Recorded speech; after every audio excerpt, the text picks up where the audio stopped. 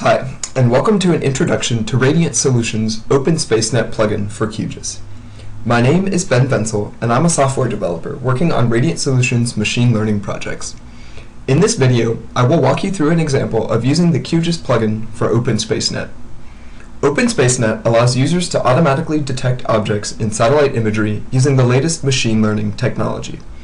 This plugin integrates the capability into the open-source geospatial tool QGIS, so you can easily harness the power of machine learning in your own workflows. You can download OpenSpaceNet from the DeepCore website at www.deepcore.io. On the website, you can also find the example files used in this demo. Once installed, open the plugin by accessing the plugin menu inside QGIS. Select the OpenSpaceNet UI option to open the user interface. This is the OpenSpaceNet user interface. It provides every option you will need to run OpenSpaceNet on the imager you provide and load results into a QGIS workflow. Let's get started with a simple example. At the top, you will see the mode OpenSpaceNet is running in. Currently, only the detect mode is supported. First, select the OpenSpaceNet executable file for the plugin to use. Press the Browse button to open the file and select the executable. Next, you will need to provide the image you want to scan. You can easily access our web services by selecting the option to change the image source. Here, we will use a local image file.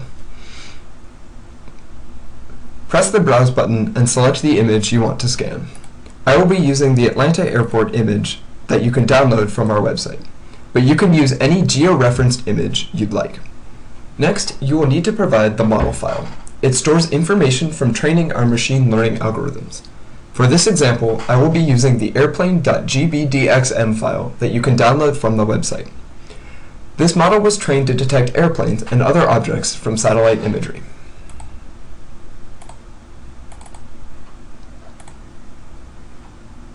Next, you will see options to set the bounding box. Here you can specify a region of interest within the image you want to process. If you know the bounding box of the region, you can supply it here. The box is set automatically when supplying local images.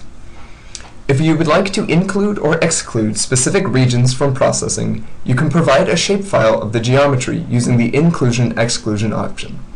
Select the checkbox to enable this feature, then use the Browse button to select your shapefile. Use the drop-down menu to toggle between inclusion and exclusion.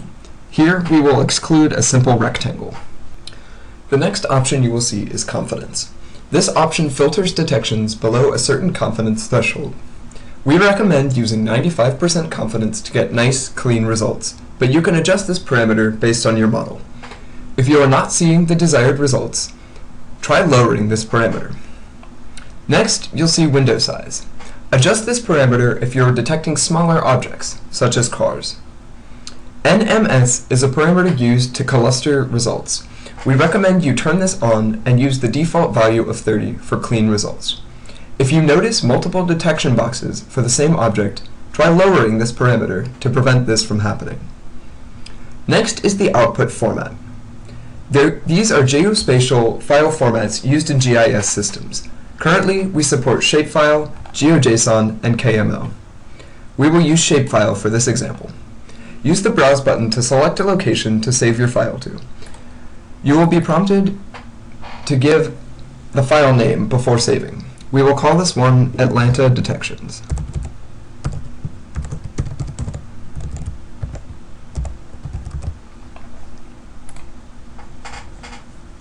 Next is geometry type. OpenSpaceNet supports polygon and point geometry types. If you want detection boxes drawn around your images and objects, you should select the polygon option. You could ignore the output layer option for now. Finally, select your processing options. If you have NVIDIA CUDA enabled hardware, select GPU mode for faster processing. Otherwise, select CPU mode. Max utilization is the percentage of your CPU or GPU to use while processing. The default option is 95%. If you have other tasks running concurrently while you are using this plugin, you can lower this percentage. Window size is automatically set when you load your model. We don't recommend changing this from its default setting. Now we're ready to run OpenSpaceNet. Select the Run option to begin processing. This may take some time. Once OpenSpaceNet is finished processing, 2 new layers will be loaded automatically into your QGIS workflow. The image you supplied will be loaded, and on top of the image is the output from the detection. Notice that the exclusion region has also been applied. At Radiant Solutions, we believe machine learning can be leveraged to solve geospatial big data problems. We hope this tool enables you to easily integrate our algorithms into your GIS workflow. Thank you for watching.